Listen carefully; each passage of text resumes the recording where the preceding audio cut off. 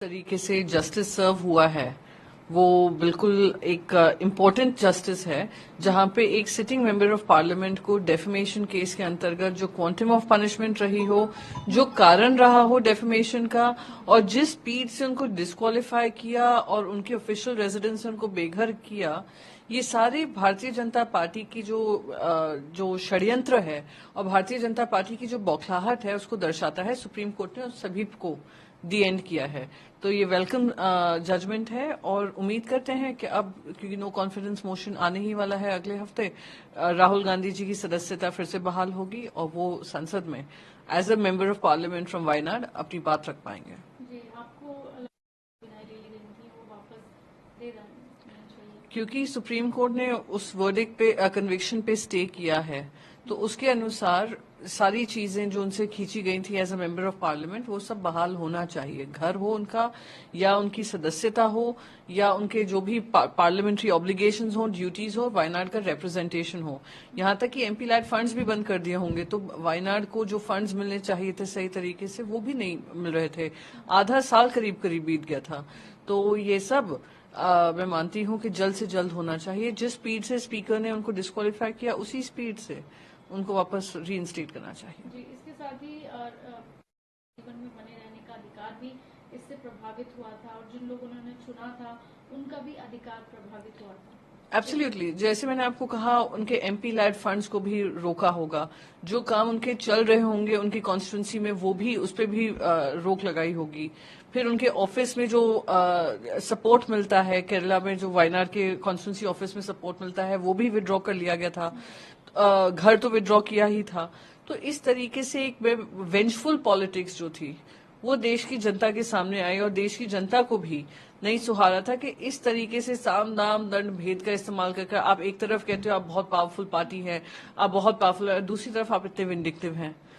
तो वो supreme court ने जो संज्ञान लिया है वो इम्पोर्टेंट है। सबसे ज्यादा अगर किसी की आवाज नहीं सुनी गई थी वो वायनाड की जनता की आवाज नहीं सुनी गई थी। अब उसको बहाल किया है, अब एक स्पीकर की जिम्मेदारी होगी जल्द से जल्द बहाल हो।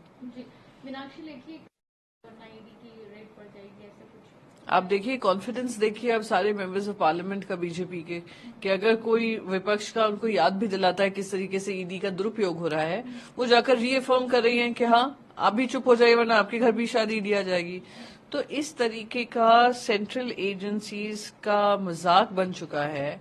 सेंट्रल एजेंसीज को अंडरमाइन किया जा रहा है। सेंट्रल एजेंसीज अपने घुटनों के बल आ गई हैं केंद्र सरकार को के दबाव में, और केंद्र सरकार की ही मनमानी जो चल रही है वो उनके शब्दों से समझ में आ रहा है। हालांकि वो कह रही थी कि वो उन्होंने मजाक में कहा था। तो देखिए, सांसद के साथ साथ वो एक मंत्री भी हैं और उनकी इम्पोर्टेंट पोजीशन है। मस्ती में कहें, मजाक में कहें, किस माहौल में, किस स्थिति में बात चल रही थी, इसी की बात चल रही थी। केजरीवाल जी के काफी सारे मंत्रियों को ईडी केसेस में फंसा कर रखा है। अब महाराष्ट्र में देखिए, संजय राउत जी को जेल में डाल दिया गया था।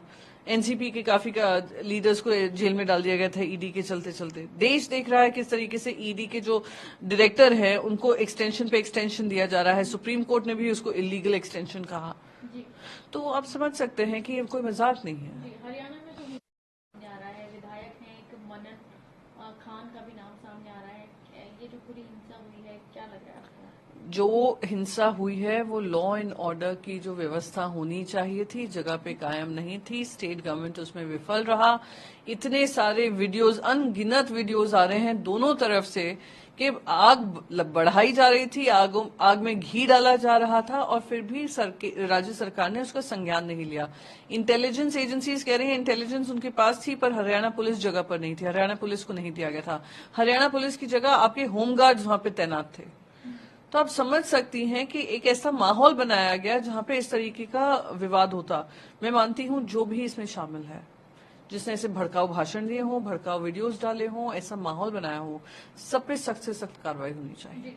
इंडिया अलायंस को लेकर एक उच्च न्यायालय में भी कमीशन हो और विपक्षी पार्टियों को नोटिस भी दिया है, इस पर जवाब मांगा है। तो कंप्लेन क्या है? कंप्लेन ये है कि इंडिया का अलायंस है, इंडिया का नाम है, तो इंडिया का नाम क्या सेंसर्ड है? इंडिया नाम अनपार्लियामेंट्री हो गया है।